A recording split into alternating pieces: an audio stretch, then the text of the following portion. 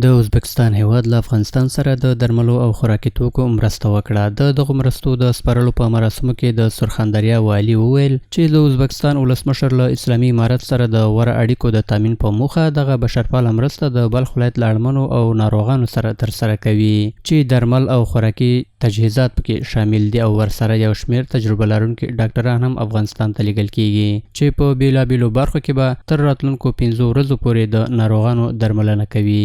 bugungi mana shu insonparvarlik yordami bu har doimgidan juda ham katta farq qiladi. دغه بشرپالې مرستې له نورو مرستو سره توپیر لري ځکه دا نه یوازې بشرپالې مرستې دي بلکې یو شمېر متخصص ډاکټران او روغتیایي تجهیزات هم د ناروغانو د درملنې په موخه راوړل شوي دي چې دا هر څه د ازبکستان د ولسمشر په هدایت ترسره شوي دي.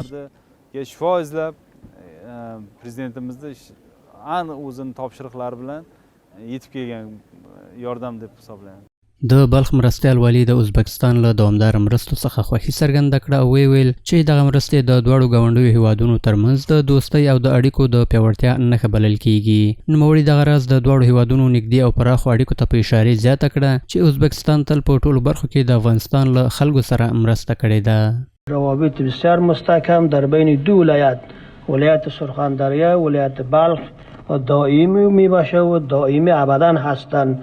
الحمدلله امروز میبینید که تیم که در اینجا تشریف آوردن واقعا خیلی مهم است که به خاطر تداوی مردم بی‌بضاعت و بیچاره و غریب و غربا میشه. واقعا خیلی ثواب داره در دنیا و آخرت کامیابی همه مسلمان هست اینجا. د بلخ ولایت د عامې روغتیا مرستیال دغه روغتیایي مرستې په بلخ کې د ناروغانو د درملنې لپاره مهمې وبللې او د ورته مرستو په دوام یې ټینګار وکړ.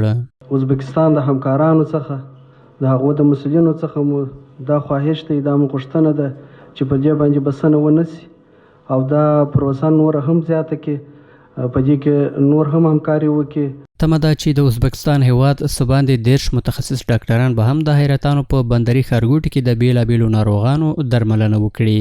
د یادونې وړ ده چې دغه هیواد د روغتیایي مرستو سربیره 10 ټنه اوړه، 10 ټنه وریجې، 10 بورې بوره، 15,000 لیټره غوړي، 10 ټنه مکروني، 10 قلمه غوښه هم مرسته ترسره کړې چې یاده مرسته په رسمي توګه د بلخ سیمه ییزو چارواکو ته وسپارل شوه.